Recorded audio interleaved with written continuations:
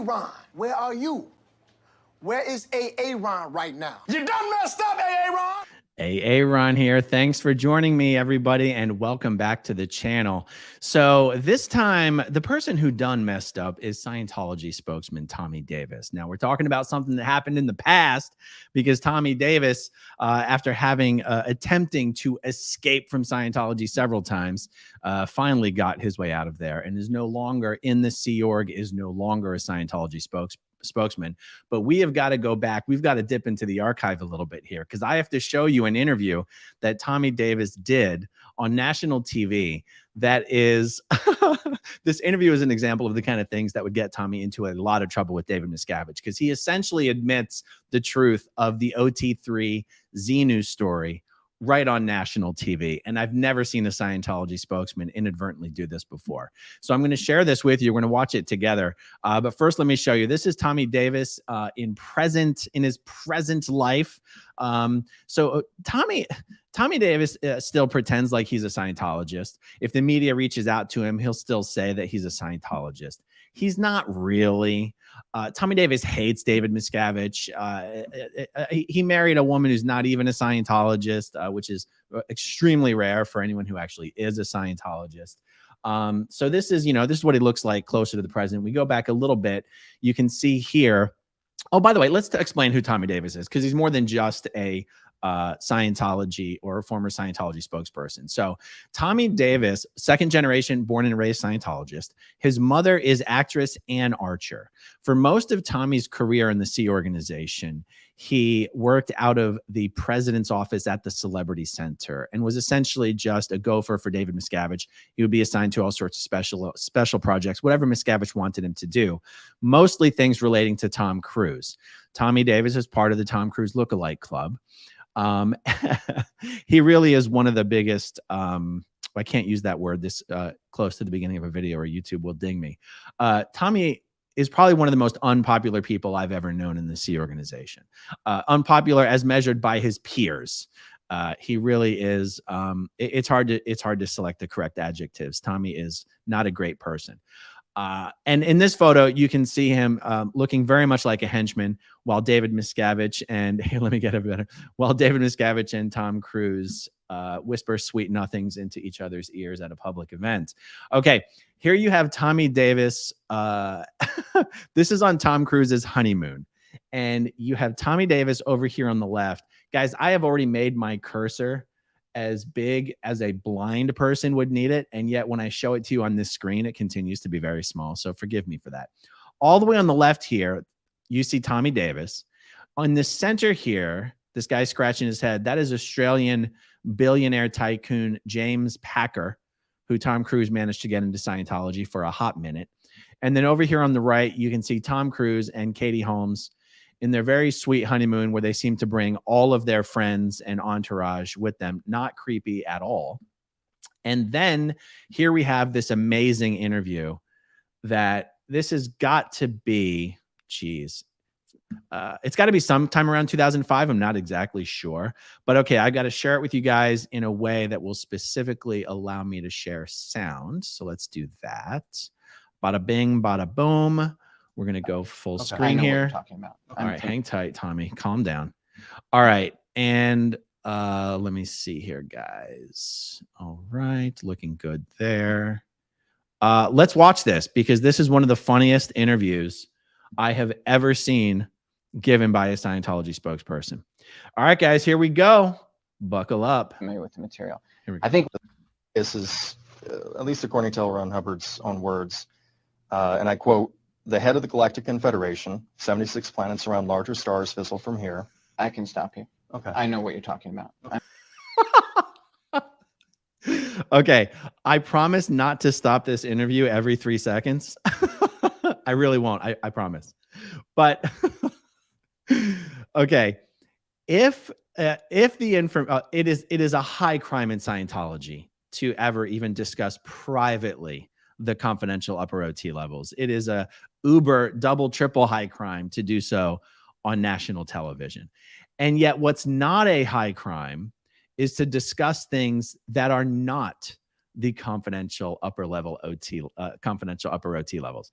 So when you see people like Tommy Davis, and Grant Cardone even does this in interviews that he gives about Scientology, they immediately shut down any conversation about Xenu and the body thetans and the Galactic Confederation because it is the correct information.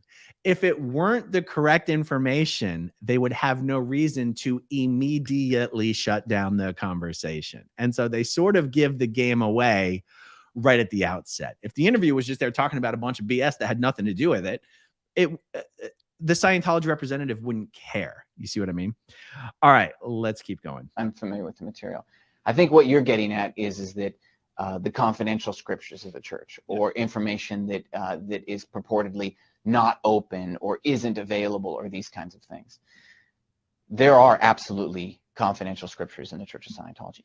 There are. Always have been, there always will be. They comprise less than 1% of the entirety of Dianetics and Scientology. The existence of esoteric or for lack of a better term, confidential materials in any religious belief is very common, from the Vatican archives to the more esoteric writings and studies that one would engage in Judaism or in Mormonism. This is about the fundamentals. And in the practice this is not about the fundamentals of your belief, though. Here's the thing. Soul. Right. For you to talk to me, you as someone who's not a Scientologist, to talk to me about what my beliefs are, or to ask me to explain any core religious belief, that's an offensive concept. Nobody should ever be asked to do that. Nobody does that, because what you have... Pause.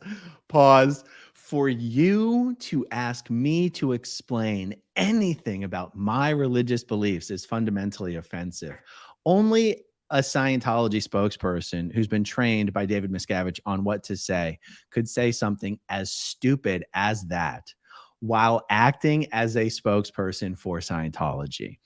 Case in point, I recently watched an interview with Dr. Imam Omar Suleiman. God, I hope I'm getting that right. And actually, it was an interview that was done on the Lex Friedman podcast. And it was several hours, 2 or 3 hours long. And what struck me was how incredibly calm and eloquent and thorough Omar Suleiman's explanations were about very specific parts of the religion of Islam.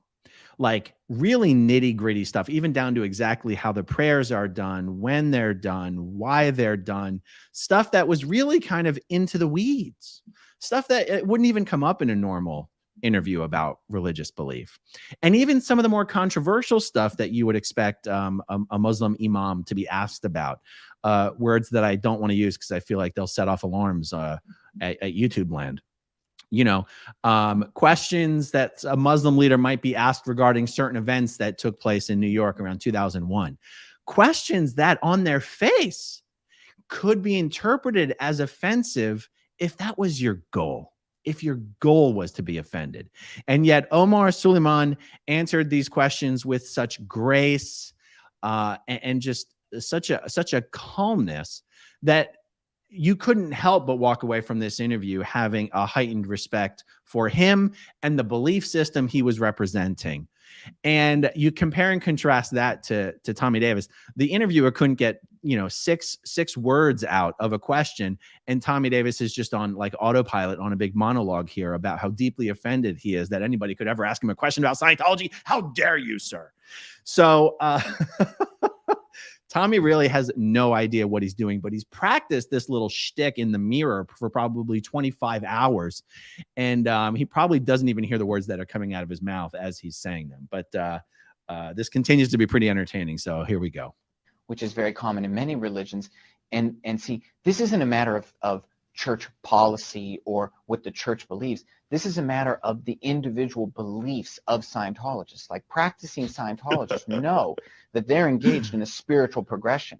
And as they move through that spiritual progression and achieve higher and higher states of awareness, they will get to points in their religious studies where they will study some of the confidential scriptures of the Church of Scientology.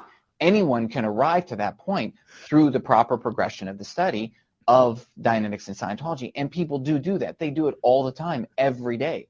And that is part of the core practice of Scientology. And guys, what is he even saying at this point? Like, a question, technically speaking, hasn't even been asked. Tommy is just saying anything that he can to prevent the interviewer from going back and reading some of the confidential OT3 material on national television. And for anyone to be asked to explain the more esoteric or the more advanced concepts and ideas of Scientology. Did he not just admit that the question was just asking? Did he not just inadvertently confirm that the reason what you just asked me was so offensive is because you are actually asking me to comment on the what is the upper level confidential materials? Now, Tommy will not so successfully backpedal on this a little bit, but I think the little voice in Tommy's head is going, "Oh, you done messed up, Tommy boy." Let's listen to that actually one more time. To a non-believer is something that we'll never do. Well, that'd be as if like concepts explain the core practice of Scientology. And for anyone to be asked to explain the more esoteric or the more advanced concepts and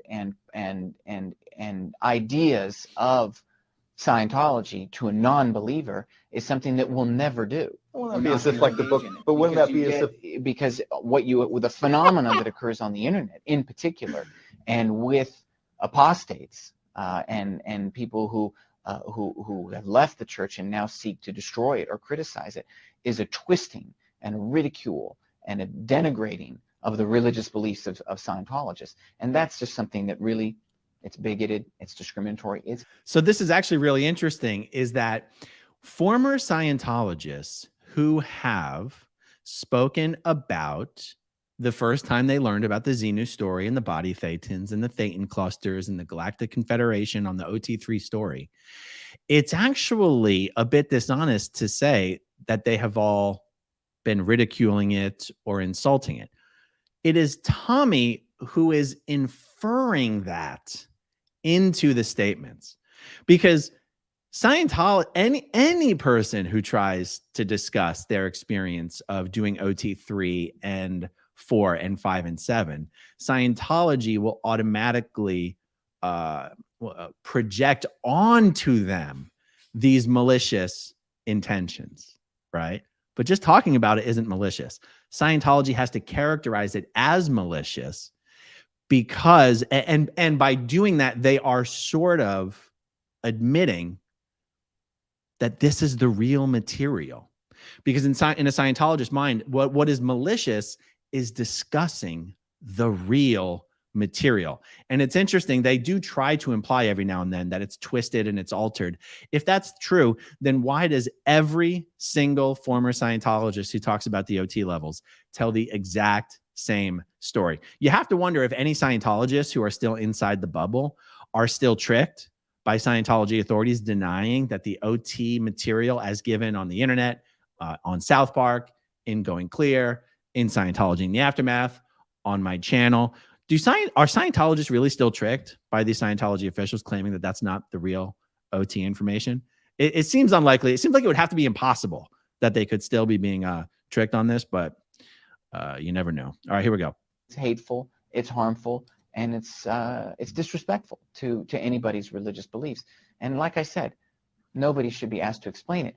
And the thing is that detractors of the church know full well that it violates Scientologists' religious beliefs to discuss the esoteric or upper level materials of Dianetics and Scientology. They feed it to the media with the intent that the media will try and embarrass or put on the spot or ask Scientologists to explain their religious beliefs. Didn't he just again inadvertently admit that the information is true? He said former Scientologists know that it's against our religious beliefs to discuss the material. So they feed the information to the media in the hopes that the media will ask us to explain it, knowing it violates our beliefs. It wouldn't violate your beliefs if the information wasn't accurate. I think Tommy's realizing as this interview was going on that as soon as he stands up and steps out of this room, David Miscavige is going to pimp slap him and send him to the RPF. But really, in doing so, compromise sacredly held beliefs, religious beliefs. And so if you want to talk about the words or the stories or the information that's on the internet to a Scientologist because of what you were found or what you were directed to or what you went and found on the internet is to fall into the trap of hate that is forwarded by these types of people, because the intent is to put, for example, say me as a Scientologist, just aside from my position as a spokesperson for the church, yeah. I am a Scientologist. This is my religion. I do practice it. And it violates my religious beliefs to discuss what is or isn't the esoteric or upper level materials of Dianetics and Scientology. It violates my beliefs to engage in a debate on it. And I have no obligation to do so. I've never done it, and I never will.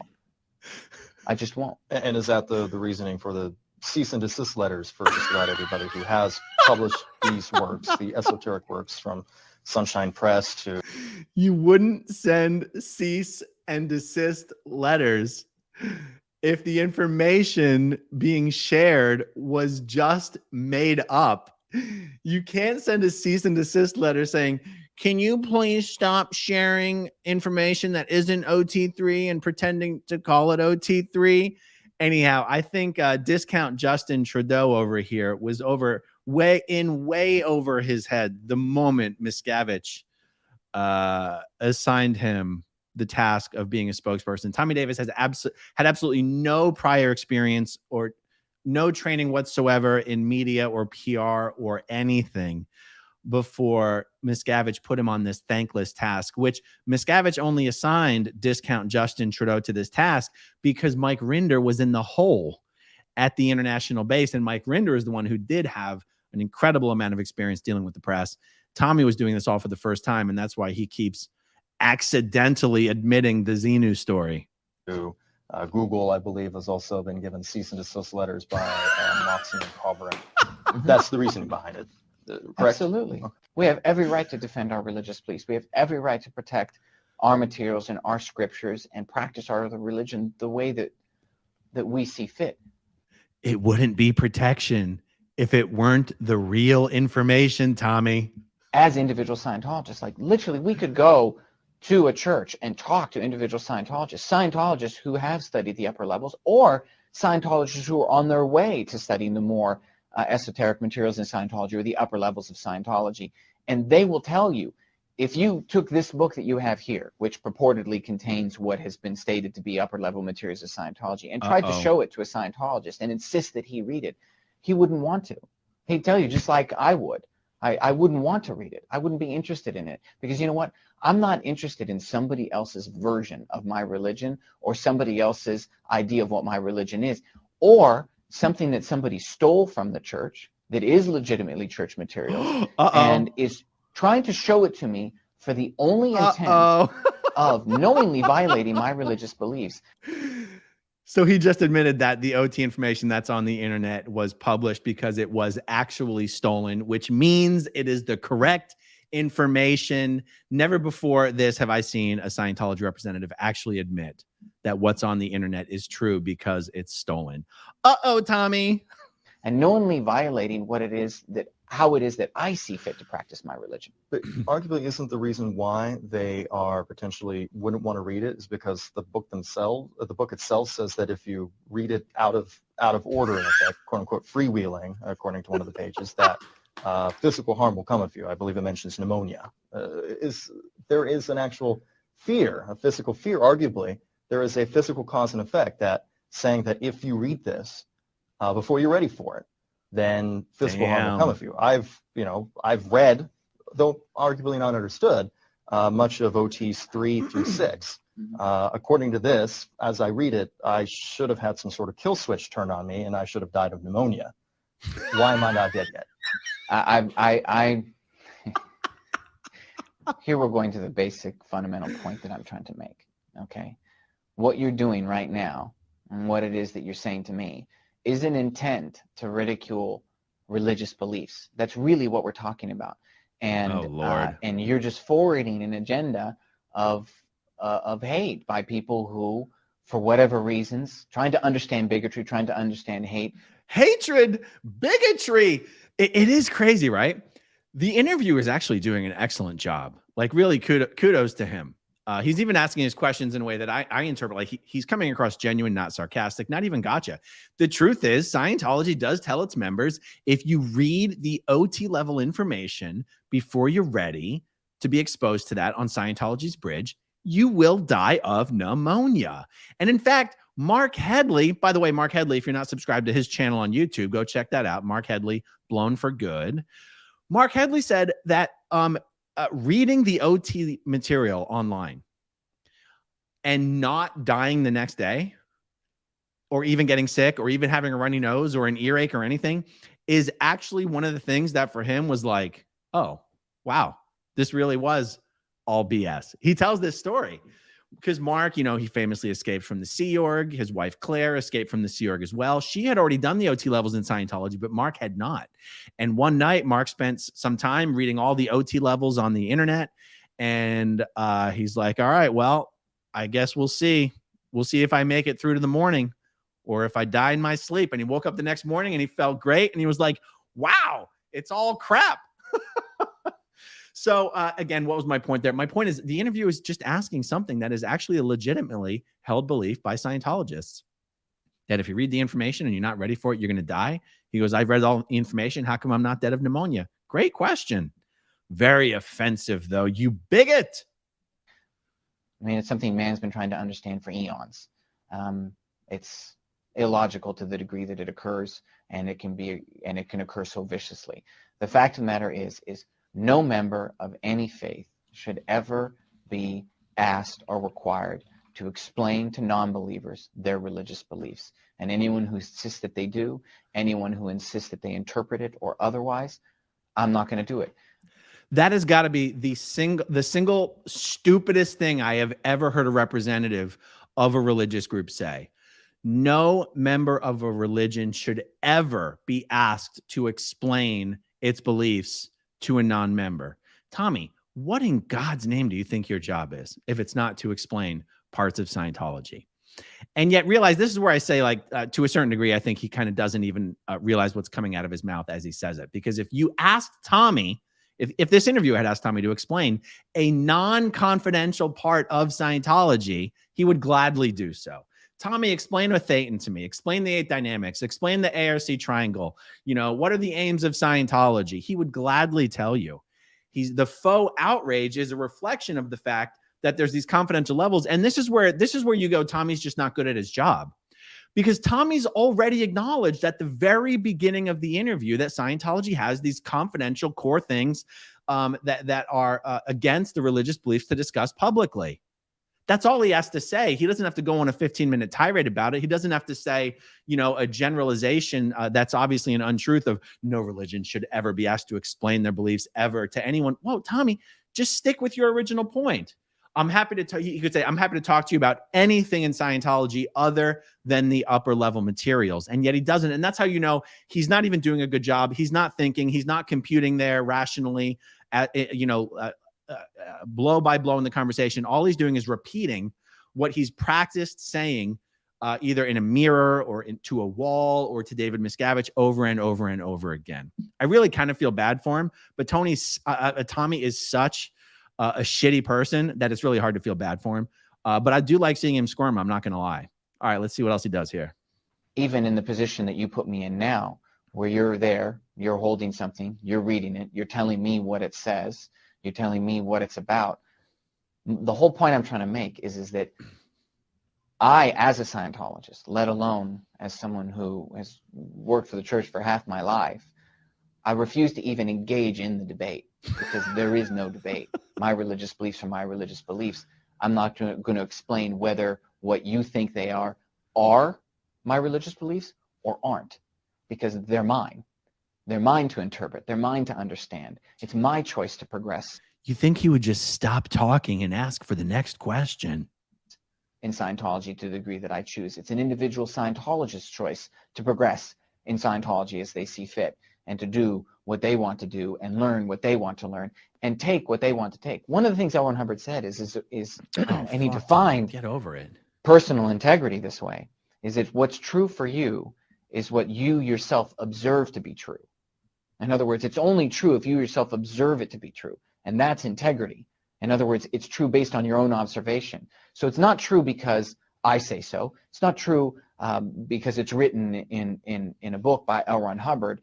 It's true to the degree that you read it and you find it's applicable to your life. It's true to the degree that you read it and you go out and you see, wow, you know, that actually is the case. I've experienced that. I've experienced that. I've observed that. It's helped me, whatever it may be.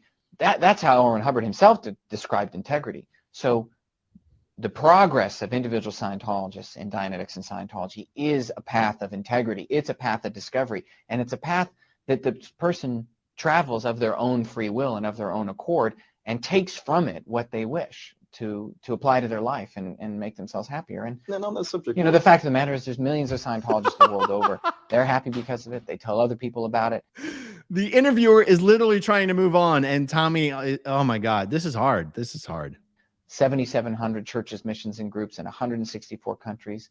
Church has grown more in the last year than the last 5 years combined, more in the last 5 years than the last 5 decades combined. More people walked into a Church of Scientology for the first time in the last year than ever in our history. So people are clearly interested. People are clearly talking about it. And people who want to know, they should get a book by L. Ron Hubbard and read it. Find out for themselves. And on a personal level, what has been your most joyous moment as a member of Scientology? A moment of personal revelation in your personal life that has been a moment of great joy. If you can explain that, describe that moment. Wow. Well, I've been a Scientologist for most of my life. Wow. And I believe it ends here. Yeah, it does end there. How remarkable is it that a spokesman for Scientology was thrown off by simply being asked for what was one of the greatest moments he'd experienced in Scientology? I'm sure what was running through his mind was, any day I don't get beat down by David Miscavige is one of the greatest moments of my history in Scientology. But he's like, but if I say that, I'll catch a beat down. Don't say that. Yeah, Tommy Davis is a really despicable character. I've never met a person who worked with him who has anything positive to say about him, to be perfectly honest. I only encountered him a few times, and it's not a remarkable story. It's just, he just oozes. I want to use the word, he's a D-bag. I'm literally, do you guys remember when I used to swear all the time on my channel? Now I have to, I'm reduced to saying D-bag. It's amazing. Okay, but thank you, YouTube. At least it's cleaned up my potty mouth. All right, let's see. We got some comments here. Dave Owens, Tommy the spokesman, talking about Scientology violates my religion. Why are you there? Why are you here then, Tommy? He makes my brain hurt. Exactly. Exactly. Okay, here we go. Paula Brown, did Xenu have a wife? Well, I'll tell you, if she did, she's probably wondering why Xenu went out for some milk and never came back, because he ended up trapped in some sort of electronic prison up in the Himalayan mountains, you know, here on Earth. And if he had a wife and if he had some kids, they're probably wondering why he was such a deadbeat dad. I have not heard of L. Ron Hubbard saying that Xenu had a wife, but very interesting question. Perhaps a Scientologist who has whole track recall can simply just answer that question for us from memory. If anyone emails me with an answer, I'll let you guys know. J.A. Bird, I hope you don't forget about us lil people when you get famous. What? Never. I always remember where I came from, which is right here, sitting in front of my computer, looking into my iPhone, doing videos by myself. Yeah, hopefully this interview that I did in Austin will come out tomorrow or the next day. I'm super, super duper excited about it. All right, J.A. Bird, Justin Trudeau. Yes, I think I'm just going to start calling Tommy Davis Tommy Trudeau, or Discount Trudeau, or Scientology Trudeau. He looks like the love child of Tom Cruise and Justin Trudeau. So there you go. All right, here we go. Ken's channel. Tommy is more cringy than Dave's Ted Koppel. It's no wonder they don't do interviews. And that is exactly correct. Just consider that the performances that you saw by Dave Miscavige on the Ted Koppel show, or whatever you called it back then, Dateline, Nightline, whatever. Dave's performance with Ted Koppel and this performance, that's a reflection of the best Scientology has to offer. That's the varsity squad. Those are the starters. And it's why you just don't see anyone else being put in front of cameras ever. The last guy, well, the first guy to do it really, really well was Heber Jensch. And I think Mike Rinder also did it really well. Heber Jensch has a different personality than Mike Rinder. Heber Jensch looks like everyone's friendly grandfather. Mike Rinder was very good, very sharp with his answers, but didn't necessarily come across as that warm grandpa that Heber did. Heber was probably the best friendly face of Scientology. They never really sent Mike out to be the friendly face. They sent him out to be the really sharp, smooth talking person to deal with the media. But other than Heber and other than Mike, there really's never been anybody competent at all at handling the press. All right, let's see here. Anthony Spurgeon, does Hubbard ever say what Xenu looked like? So if he did, I don't recall it. So I want to say no. But remember, so I never did OT3 myself in Scientology. If I had done it myself while I was in, I would probably have, it would probably be much easier for me to remember exactly what's in it. But what I've read about OT3 is what everyone else has been able to read on the internet. And so anyway, I guess what I'm trying to say is no, but I could be wrong. All right. And let me see if there's anything else. All right, everybody, it looks like we're all set. God, that was already a half hour. I don't know. My sense of time must be totally changing. Okay, everyone. Thanks for tuning in. Thanks for sticking in there with me. Thanks to everybody who watches until the very end, and I'll talk to you soon. Okay, if you want to see my rock and roll songs, click right on this guitar. And if you want to see a different one of my videos,